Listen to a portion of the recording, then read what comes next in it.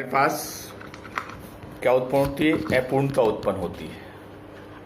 अपूर्णता उत्पन्न होती है। उस विचलन के कारण अवयवीकरण अपने स्थान से विचलित होते हैं, जिससे अपूर्णता उत्पन्न होती है। उसी को हमने रासायनिक दोष का नाम दिया था। अब क्या है? रासायनिक दोष दो प्रकार के थे। पहला इलेक्ट्रॉनिक दोष, इलेक्ट्रॉनिक त्रुटियां। दूसरा बिंदु दोष या ऊष्मागतिकी दोष। मुख्य रूप से क्या दोष किस कारण से उत्पन्न होता है?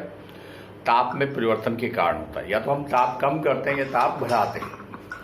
तो हमने सबसे पहले कल इलेक्ट्रॉनिक दोष के बारे में शुरू किया था। तो इलेक्ट्रॉनिक दोष का जो उदाहरण लिए थे, इलेक्ट्रॉनिक दोष में क्या था? इलेक्ट्रॉनिक दोष, इस दोष के अंदर हमने पढ़ा था कि जो सिलिकॉन होता है, गैलियम है, जर्मेनियम है, इंडियम है, इस प्रकार के धातु क्रिस्टलजालक होते हैं। तो 0 केल्विन ताप होता है, तो उनके अवयवीकरण इस प्रकार से जुड़े होते हैं। इससे सैद्धांतिक बंध के द्वारा इलेक्ट्रॉन का साझा होता है। इससे हमारे पास ये व्यवस्थित होते हैं क्रमबद्ध रूप से। जैसे सिलिकॉन का उदाहरण लिया था, ये सिलिकॉन तो एक वर्ग 14 के अंदर जो एलिमेंट होते हैं, वर्ग 14 में उसमें 4 संयोजी इलेक्ट्रॉन होते हैं। ये 4 संयोजी इलेक्ट्रॉन आपस में सैद्धांतिक बंध के द्वारा इलेक्ट्रॉन का साझा करते हैं, जिससे से जुड़े होते हैं सैद्धांतिक बंध के द्वारा। सैद्धांतिक बंध के द्वारा जुड़े होते हैं। तो ऐसी स्थिति में 0 केल्विन ताप पर स्थिति होती है, तो उसमें किसी प्रकार की अपूर्णता नहीं होती। किसी प्रकार की क्या है? अपूर्णता नहीं होती है। अपूर्णता नहीं होती है। अपूर्णता न होने के कारण आदर्श क्रिस्टल होता है। लेकिन जैसे हम इसका ताप बढ़ाते हैं, तो ये जो सैद्धांतिक बंध होते हैं, जो इलेक्ट्रॉन की साजिश से बनते हैं, तो ये सैद्धांतिक बंध टूट जाते हैं। इस तरह से ये सैद्धांतिक बंध होते हैं सिलिकॉन, इस तरह से टूट जाएंगे। टूटने के कारण क्या है? इलेक्ट्रॉन मुक्त हो जाते हैं। ये क्या हो जाता है? इलेक्ट्रॉन मुक्त हो जाते हैं। तो इस इलेक्ट्रॉन के मुक्त होने के कारण इसमें क्या है? चालकता में वृद्धि होती है, साथ में ये अपूर्णता उत्पन्न करते हैं। किस प्रकार से? यदि हम इसको इस तरह से देखें, इसको खाली जो कक्षक होते हैं परमाणु के अंदर, उसको चालन बैंड कहते हैं। और जिस परमाणु में जिसमें इलेक्ट्रॉन का साझा होता है, वो संयोजी बैंड कहलाता है। ये संयोजी बैंड है, ये संयोजी बैंड होता है। इस तरह से चालन बैंड और संयोजी बैंड प्रत्येक क्रिस्टलजालक में उपस्थित होते हैं। अब क्या, जैसे हम ताप को बढ़ाते हैं तो क्या चेंज आ जाएगा, क्या परिवर्तन आ जाएगा कि जो संयोजी बैंड के इलेक्ट्रॉन है वो अपनी जगह खाली छोड़कर चालन बैंड में पहुंच जाते हैं। इस तरह से ये चालन बैंड में पहुंच गए, यहां से इलेक्ट्रॉन निकल गए, संयोजी बैंड टूट गया, सैद्धांतिक बंध टूटने से इलेक्ट्रॉन मुक्त हुए, वो इलेक्ट्रॉन यहां से यहां पर पहुंच जाते हैं। इसी कारण से इनमें चालकता होती है, जिसको हम आगे पढ़ेंगे। और ये जो खाली जगह हो गई, ये इलेक्ट्रॉन छिद्र कहलाता है। और ये मुक्त इलेक्ट्रॉन हो गया, मुक्त इलेक्ट्रॉन। तो इस कारण से जो दोष उत्पन्न होता है उसको हम क्या कहते हैं? दोष को इलेक्ट्रॉनिक दोष कहते हैं। तो इस प्रकार का दोष इस प्रकार के तत्वों के जालक में उपस्थित होता है। तो 0 केल्विन ताप पर इनमें किसी प्रकार की अपूर्णता नहीं होती, क्योंकि प्रत्येक परमाणु या कण आपस में किससे जुड़े होते हैं? सैद्धांतिक बंध के द्वारा जुड़े रहते हैं। इसलिए वो आदर्श क्रिस्टल के रूप में 0 केल्विन ताप पर उपस्थित होते हैं। इसलिए किसी प्रकार की उसमें अपूर्णता नहीं आती। लेकिन जैसे हम ताप को बढ़ाते हैं, तो ताप को बढ़ाने से क्या होगा? ये जो बंध है ये टूट जाएंगे। इन बंधों के टूटने से इलेक्ट्रॉन मुक्त हो जाएंगे। जब इलेक्ट्रॉन मुक्त हो जाते हैं तो क्या होगा? इलेक्ट्रॉन मुक्त होने के बाद वो संयोजी बैंड से निकल के चालन बैंड में पहुंच जाते हैं। तो जहां से इलेक्ट्रॉन चला गया वहां इलेक्ट्रॉन छिद्र बन जाता है। और इलेक्ट्रॉन चालन बैंड में चला गया। ये मुक्त इलेक्ट्रॉन हो गया, ये इलेक्ट्रॉनिक छिद्र हो गया। जब हम विद्युत विभव लगाते हैं, धारा प्रवाहित करते हैं, तो ये इलेक्ट्रॉन छिद्र जहां पर आवेश कम हो गया, इलेक्ट्रॉन का नेगेटिव चार्ज कम हो गया, इसलिए ये कैथोड की तरफ गति करेगा। ये एनोड की तरफ, एनोड पर धनात्मक आवेश होता है तो उधर गति करेगा। तो ऐसी स्थिति में इलेक्ट्रॉनिक दोष उत्पन्न होते हैं। ये पहले प्रकार का दोष था। नेक्स्ट क्या है इसमें? बिंदु दोष या ऊष्मागतिकी दोष। बिंदु दोष या ऊष्मागतिकी दोष, जिसको हमने पढ़ा था। तो बिंदु दोष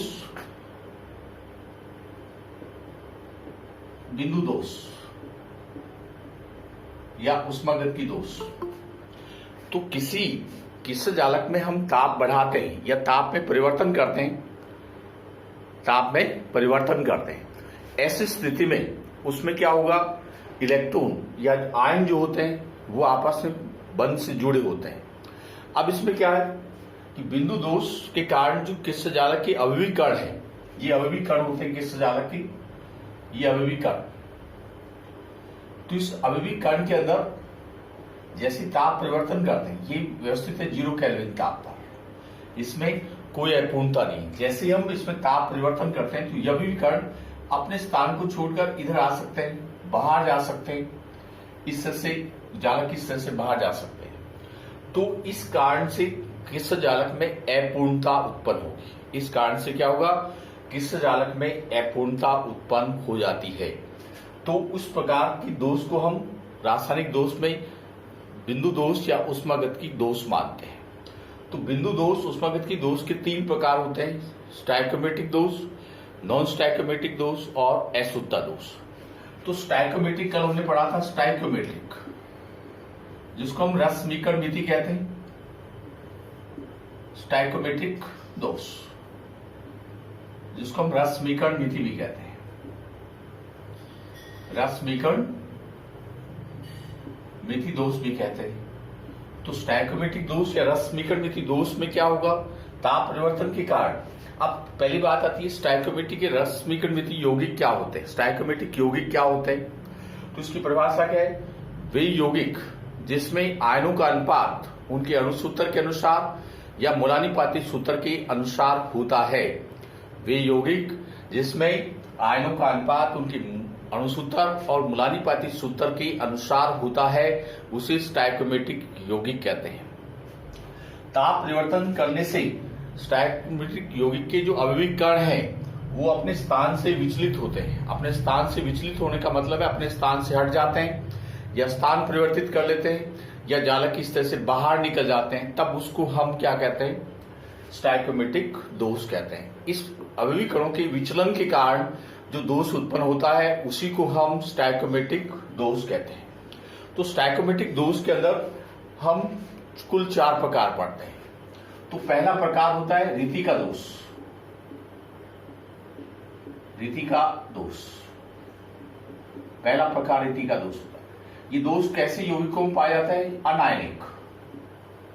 अनायनिक का मतलब है जितने भी धातु होती है, अनायनिक यौगिक या धातु जिसमें एक ही प्रकार के कण होते हैं, जैसे iron, copper, manganese, chromium, sodium, calcium, इस प्रकार के जो धातु होते हैं उनका धातु का जो जालक होता है उसमें इस प्रकार के दोष पाए जाते हैं। तो इसमें क्या होगा कि ये स्थिति होती है, ये स्ट्रक्चर बनाते हैं हम इस तरह से, इस तरह से। ये किससे जालक है? मान लो किसी धातु का ये बंद होते हैं, इसमें इस तरह से बंद दिखाते हैं। ये एक प्रकार का किस्सा जालक का एक हिस्सा दिखा दिया हमने, एक पोर्शन हो गया किस्सा जालक का। ये किस्सा जालक का एक हिस्सा आ गया। तो किस्सा जालक के इस हिस्से के कारण ये होता है। तो उसमें A B, A B, B A, इस प्रकार के अवयवी कण है। ये अवस्था है। अब 0 केल्विन ताप पर ये अवस्था रहेगी। सारे कण अपने स्थान पर है, 0 केल्विन ताप पर अपने स्थान पर है। तो इसमें किसी प्रकार की अपूर्णता नहीं है। जैसे हम ताप बढ़ाते हैं, ताप में परिवर्तन करते हैं, ताप में वृद्धि करते हैं या ताप में कमी करते हैं, तो क्या कंडीशन होती है? इस प्रकार से जो क्रिस्टल जालक होता है, उस क्रिस्टल जालक में ये जो कण होते हैं, ये कण अपने स्थान को छोड़कर, तो जालक में जो उनका अपना स्थान होता है उसको छोड़कर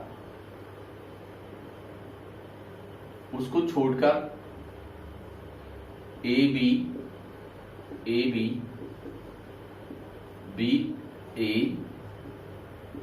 ए बी इस तरह से, मतलब जालक इस तरह से बाहर निकल जाएंगे।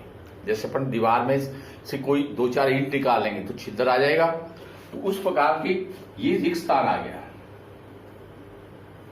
ये रिक्त स्थान हो गया। इसी कारण से इसका नाम क्या है? रीति का दोष होता है। इसी कारण से इसका नाम क्या होगा? रीति का दोष कहते हैं इसको।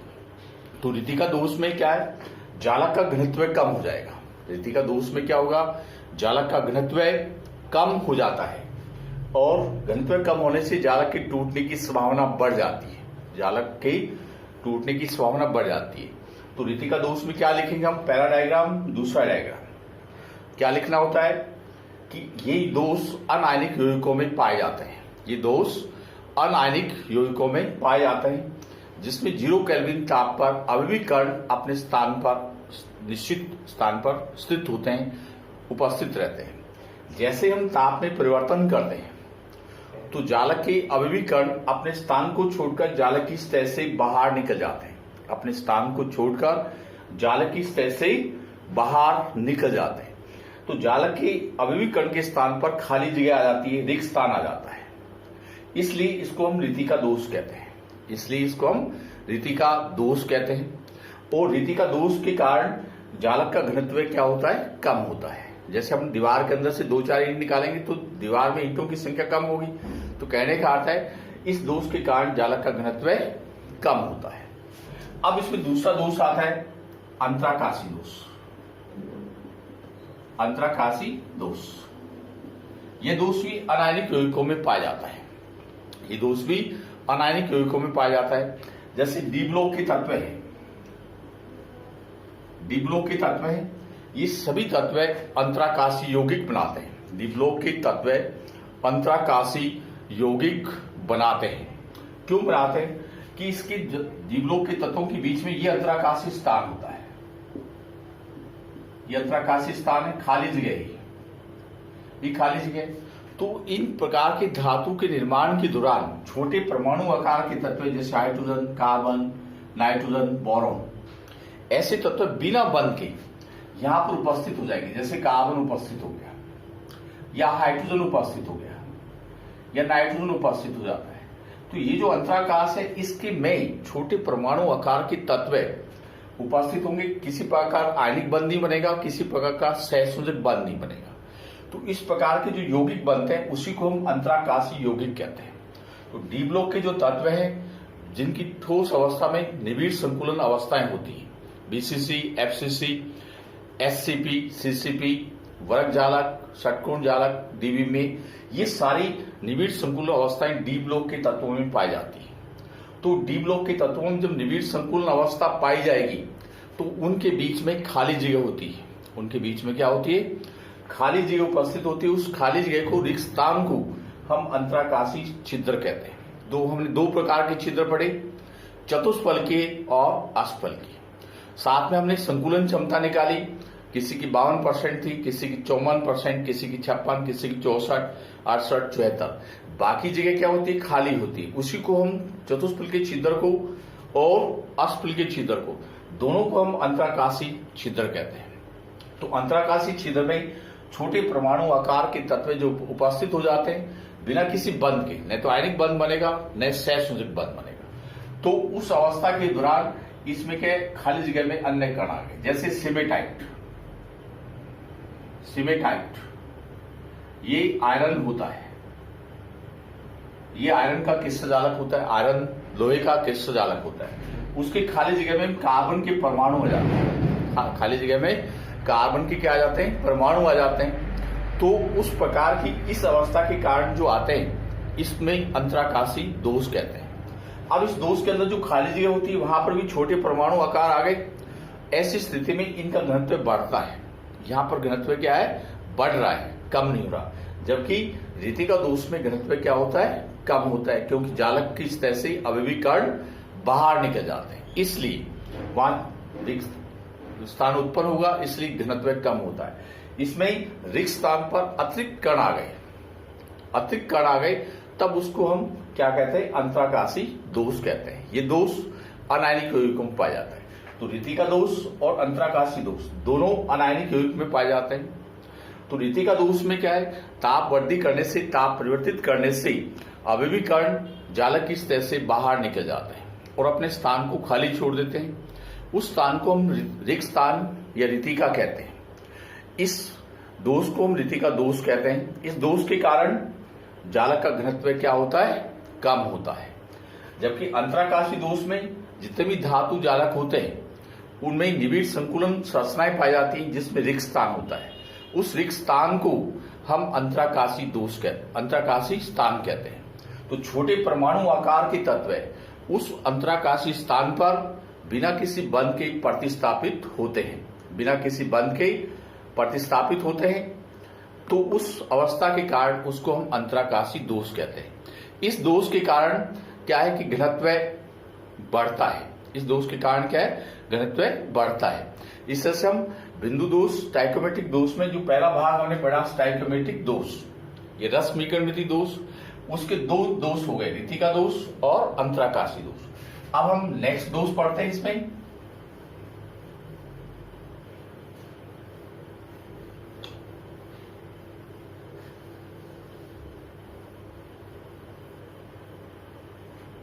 अगला दोष है इसमें जिसके दो नाम होंगे, शॉर्टकी और फ्रेंकल। शॉर्टकी और फ्रेंकल ये दोनों दोष किसमें पाए जाते हैं, आयनिक यौगिकों में पाए जाते हैं। आयनिक यौगिक जिसमें एक धनायन होगा और दूसरा ऋणायन होगा, एक धनायन और दूसरा ऋणायन। ये दोनों दोष आयनिक यौगिकों में पाए जाते हैं। अब जो प्रश्न आता है वो क्या है, शॉर्टकी और फ्रेंकल दोष में संरचना के आधार पर, धातु क्रिस्टल की संरचना के आधार पर अंतर करना होता है। तो क्या अंतर है इसमें, शॉर्टकी दोष और फ्रेंकल दोष आयनिक यौगिकों में पाए जाते हैं जिसमें धनायन और ऋणायन होता है। शॉर्टकी दोष में उपसंयोजन संख्या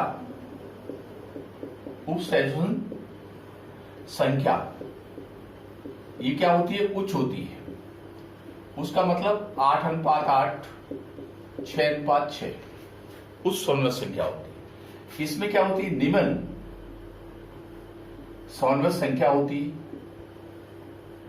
उपसंयोजन संख्या क्या होती है, कम होती है। जैसे 4:4, 6:4 इस प्रकार की जो समन्वय संख्या होती है उसमें ये दोष उपस्थित होता है। पहला पॉइंट ये हो गया, दूसरा पॉइंट ये हो गया, तीसरा पॉइंट क्या है, इसमें धनायन और ऋणायन का आकार क्या होता है, समान होता है। शॉर्टकी दोष में धनायन ऋणायन दोनों का आकार क्या होगा, समान होगा। अब फ्रेंकल दोष में क्या है, धनायन छोटा होता है,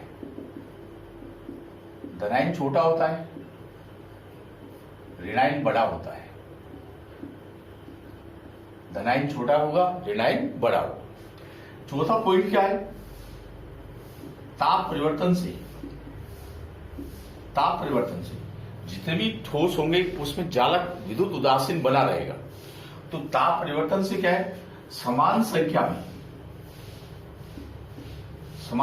में धनायन और ऋणायन, समान संख्या में धनायन ऋणायन जालक की सतह से बाहर निकलते हैं, जालक की सतह से बाहर निकल जाते हैं। इसमें क्या है,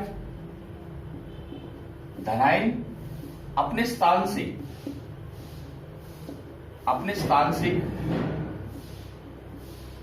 अंतराकाशी स्थान में प्रतिस्थापित होते हैं।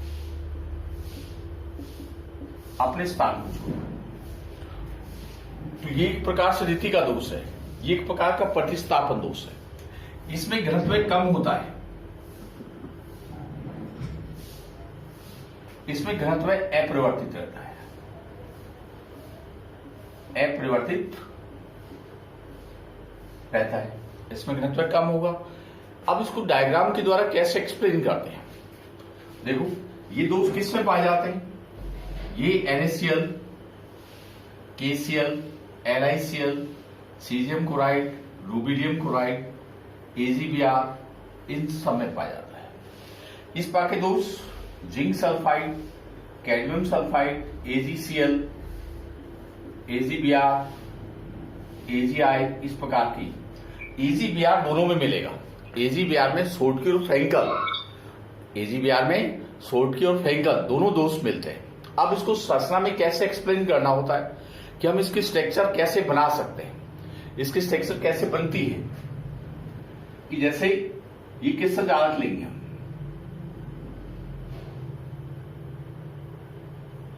ये किसका जालक होगा, ये किसका जालक है। मान लो हमने सोडियम क्लोराइड का किसका जालक ले रहे हैं, ये सोडियम क्लोराइड का किसका जालक ले रहे हैं।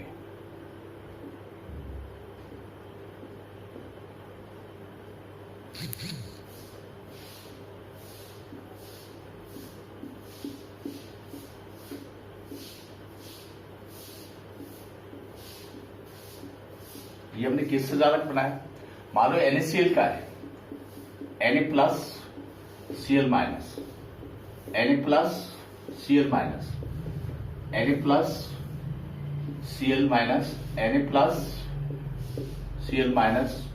Sodium plus chloride minus, sodium plus chloride minus,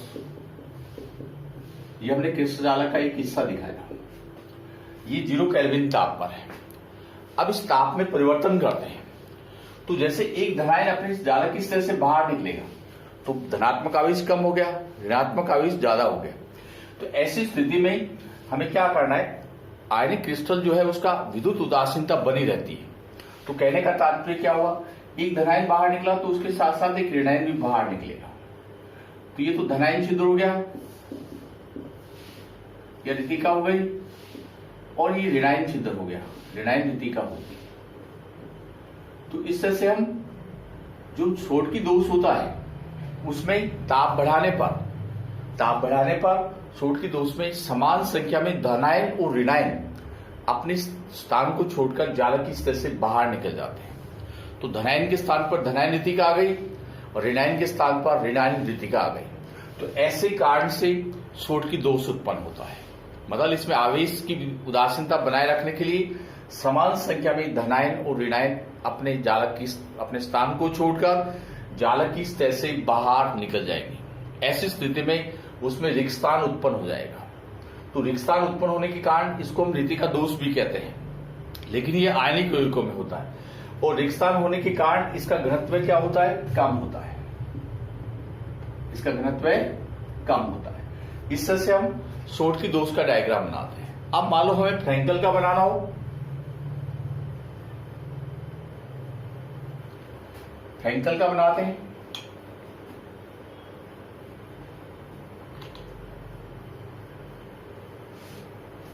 Frenkel का रासायनिक दोष, रासायनिक दोष, ये शॉर्टकी और ये फ्रेंकल दोष, शॉर्टकी और फ्रेंकल दोष। तो शॉर्टकी का डायग्राम हमने बनाया, ये शॉर्टकी का डायग्राम है।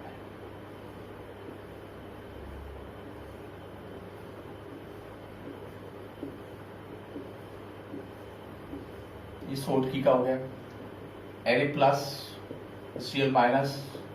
Na+Cl-, Na+Cl-, sodium plus chloride minus, sodium plus chloride minus, ये किससे जालक हो गया, इससे हम क्रिस्टल जालक बना दिया।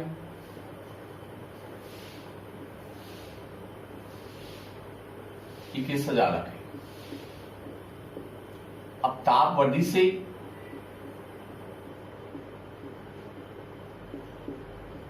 ताप वृद्धि से तो सोटकी दोष में समान संख्या में धनायन, जैसे एक धनायन बाहर निकला तो उसके साथ साथ एक ऋणायन भी बाहर निकलेगा, तो इस तरह से रीतिका उत्पन्न हो जाती है।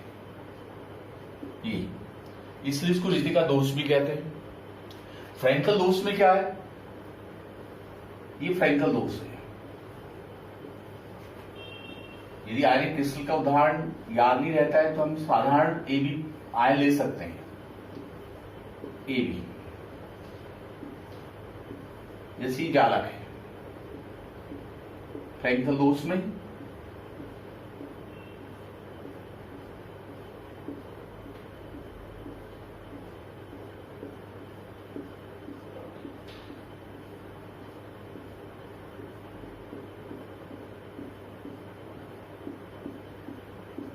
ये जालक बना।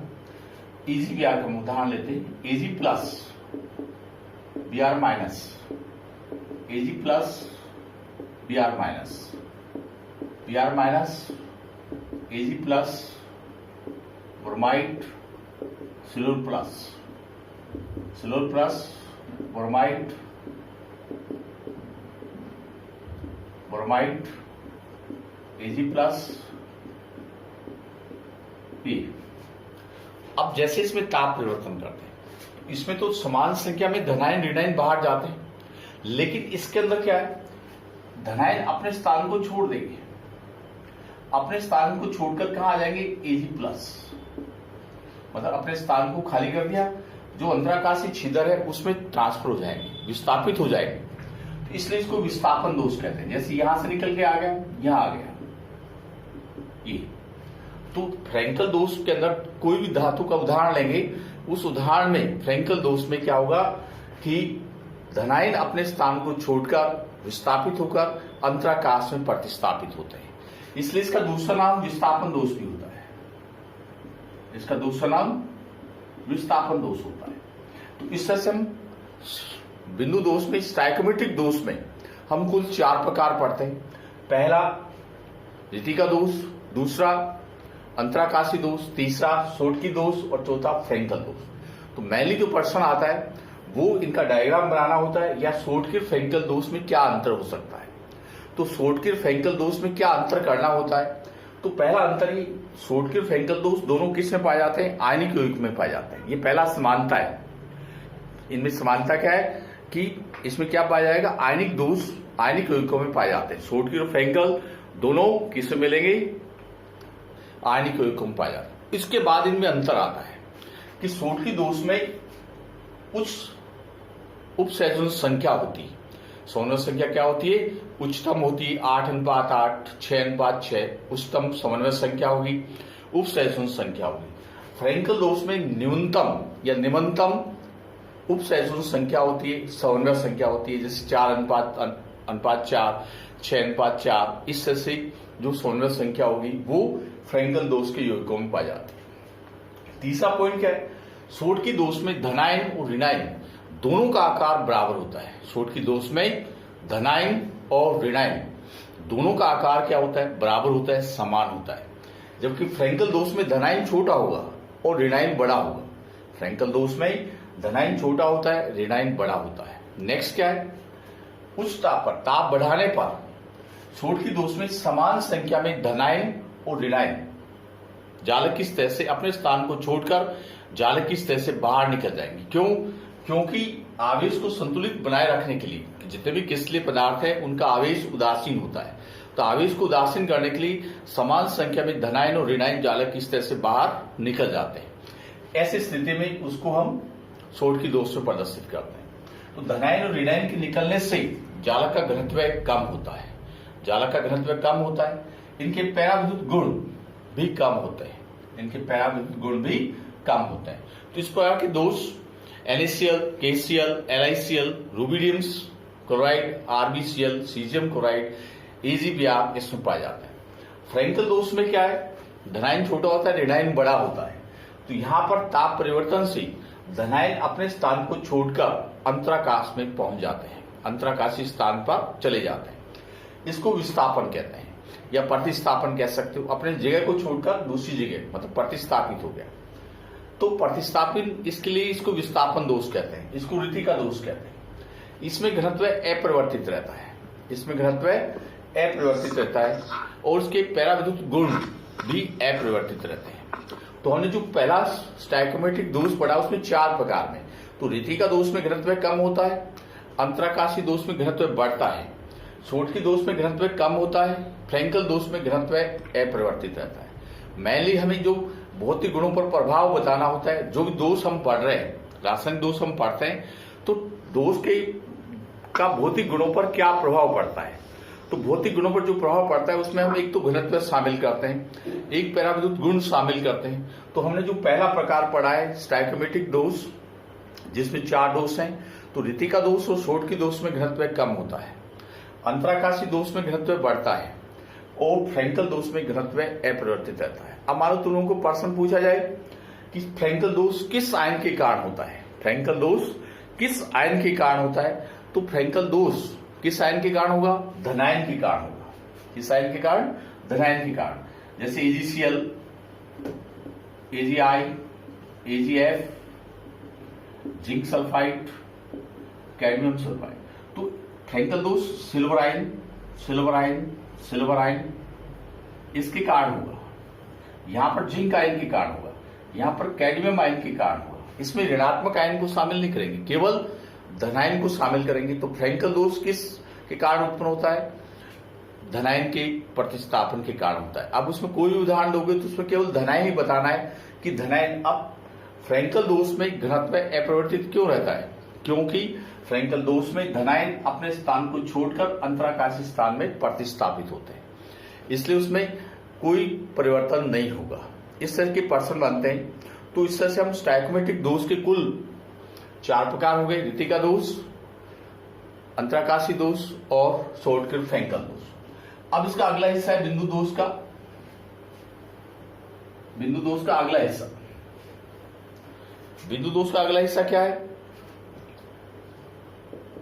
नॉन स्टोइकोमेट्रिक, नॉन स्टोइकोमेट्रिक दोष, नॉन स्टोइकोमेट्रिक दोष। तो जैसे हमने स्टोइकोमेट्रिक दोष पढ़ा तो स्टोइकोमेट्रिक यौगिक की परिभाषा लिखी थी, उसने बताया था कि यौगिकों का आयनों, यौगिकों में आयनों का अनुपात उनके अणुसूत्र के अनुसार होता है। तो यहां पर क्या होगा, वे यौगिक जिसमें आयनों का अनुपात उनके अणुसूत्र के अनुसार नहीं होता है उसको नॉन स्टोइकोमेट्रिक कहते हैं। वे यौगिक जिसमें आयनों का अनुपात उनके अणुसूत्र के अनुसार नहीं होता है उसको नॉन स्टोइकोमेट्रिक कहते हैं। जैसे उदाहरण के तौर पर जो डी ब्लॉक के तत्व हैं जो परिवर्तनशील ऑक्सीकरण अवस्था रखते हैं, परिवर्तनशील ऑक्सीकरण अवस्था रखते हैं, परिवर्तनशील ऑक्सीकरण अवस्था रखते हैं, उसमें इस प्रकार के दोष पाए जाते हैं। जैसे FeO फेरस ऑक्साइड है, तो यहां पर आयरन की जो मात्रा है वो 0.68 से 1.03 रहती है। जैसे निकल ऑक्साइड है, निकल ऑक्साइड है, मैग्नीज ऑक्साइड है, कॉपर ऑक्साइड है, जिंक ऑक्साइड है। इस प्रकार के बहुत सारे यौगिक बनते हैं जिसमें आयनों का अनुपात उसके अणुसूत्र के अनुसार नहीं होता, उसी को हम क्या कहते हैं, स्टोइकोमेट्रिक, नॉन स्टोइकोमेट्रिक यौगिक कहते हैं।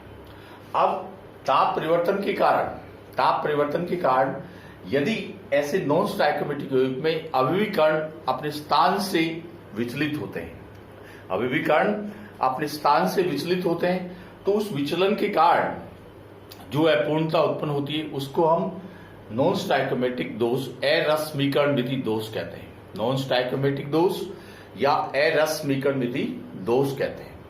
इस दोष के कारण, अब ये दोष कितने प्रकार का होता है, मुख्य रूप से इसमें 2 प्रकार पड़ते हैं। एक होता है धातु आदि के दोष, धातु आदि के दोष, और दूसरा होता है धातु न्यूनता दोष।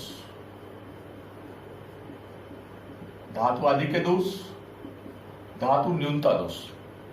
तो धातु आदि के दोष का मतलब है धनायन अधिक होगा, धनायन। धनायन किसका होता है? धातु का होता है। या धनायन की अधिकता होती है और धातु न्यूनता दोष में धनायन की कमी आएगी, धनायन का अभाव।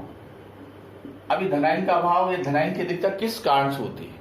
तो नॉन स्टैइकोमेट्रिक दोष के दो प्रकार हो गए, एक हो गया धातु आदि के दोष, दूसरा धातु न्यूनता दोष। अब धातु आदि के दोष जो है इसके दो प्रकार होते हैं, धनायन की अधिकता और दूसरा ऋणायन का अभाव। ऋणायन का अभाव ये होता है। ऐसे धनायन का अभाव में भी दो प्रकार होते हैं, एक धनायन का अभाव, दूसरा ऋणायन की अधिकता। ऋणायन की अधिकता तो नॉन स्टैइकोमेट्रिक वे यौगिक जिसमें आयनों का अनुपात उनके अणुसूत्र मूलानुपाती सूत्र के अनुसार नहीं होता है उसको नॉन स्टैइकोमेट्रिक यौगिक कहते हैं। जब हम ताप परिवर्तन करते हैं, ताप में परिवर्तन करते हैं तो इनके अवयवी कण अपने स्थान से विचलित होते हैं जिससे जालक में अपूर्णता उत्पन्न हो जाती है, जिससे जालक में अपूर्णता उत्पन्न हो जाती है। अपूर्णता उत्पन्न होने के कारण अपूर्णता उत्पन्न हो जाती है, उसी को हम नॉन स्टैइकोमेट्रिक दोष कहते हैं। तो ये जो डी ब्लॉक के जो तत्व हैं जो परिवर्तनशील ऑक्सीकरण अवस्था को प्रदर्शित करते हैं, जो परिवर्तनशील ऑक्सीकरण अवस्था को प्रदर्शित करते हैं उसके अंदर इस प्रकार का दोष पाया जाता है। तो नॉन स्टैइकोमेट्रिक दोष के दो प्रकार होते हैं, धातु आधिक्य दोष और धातु न्यूनता दोष। धातु आधिक्य दोष और धातु न्यूनता दोष। धातु आधिक्य में धनायन की अधिकता होती है, धातु न्यूनता दोष में धनायन का अभाव होता है। तो धनायन की अधिकता दो प्रकार से संभव है कि हम धनायन की संख्या बढ़ा दें, दूसरा ऋणायन का अभाव, ऋणायन को कम कर दें। इसके अंदर धातु न्यूनता दोष में भी दो प्रकार से हम उत्पन्न कर सकते हैं, एक धनायन का अभाव, धनायन को बाहर निकाल दें तो ऋणायन ज्यादा हो जाएगा, धनायन कम हो जाएगा। दूसरा ऋणायन को बढ़ा दें, धनायन से ज्यादा ऋणायन जोड़ दें तो उसमें ऋणायन की अधिकता आ जाती है। तो नॉन स्टैइकोमेट्रिक दोष में ये चार प्रकार होते हैं। स्टैइकोमेट्रिक दोष में चार प्रकार थे, रीति का दोष, अंतराकाशी दोष, शॉर्टकी और फ्रैंकल। ऐसे ही नॉन स्टैइकोमेट्रिक दोष में हम चार प्रकार की स्टडी करते हैं। तो इस चार प्रकार में पहला प्रकार है धातु आधिक्य दोष। पहला प्रकार क्या है? धातु आधिक्य दोष। आधिक्य दोष ये पहला प्रकार है। इसमें पहला होता है ऋणायन का अभाव, ऋणायन का अभाव। तो इसका कारण क्या है? जैसे NaCl इसका रंग पीला होता है, LiCl इसका रंग गुलाबी होता है, KCl इसका रंग बैंगनी होता है। तो जब भी हम जैसे NaCl क्रिस्टल को हम NaCl धातु की वाष्प के साथ गर्म करेंगे, ऐसे LiCl को लिथियम वाष्प के साथ, KCl को पोटेशियम धातु की वाष्प के साथ गर्म करते हैं। तो गर्म करने के दौरान क्या होता है? सोडियम एक सोडियम आयन में बदल जाता है और साथ में इलेक्ट्रॉन को मुक्त करता है। तो जैसे हम ये किसका जालक बनाते हैं, ये किसका जालक है? ये किसका जालक होगा? जैसे NaCl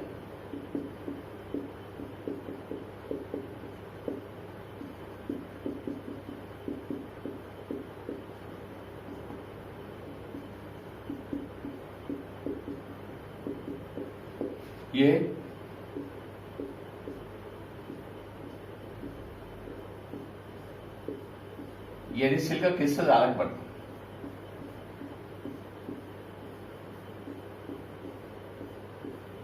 तो जब हम सोडियम धातु की इसकी वाष्प के साथ इसको गर्म करेंगे तो क्या होगा? सोडियम परमाणु इसकी सतह पर आ जाते हैं, सोडियम परमाणु इसकी सतह पर आ जाते हैं। जैसे इसको इसकी वाष्प के साथ गर्म करेंगे तो क्या होगा? क्लोराइड आयन, ऋणायन अपने स्थान को छोड़कर जालक की सतह से बाहर चले जाएंगे और ये क्लोराइड आयन इस सोडियम आयन के साथ क्रिया करके क्या बना लेते हैं? NaCl बनाते हैं। तो NaCl इसकी सतह पर जम जाता है। अब ये छिद्र उत्पन्न हो गया जिसको ऋणायन रीतिका कहते हैं, ऋणायन रीतिका कहते हैं।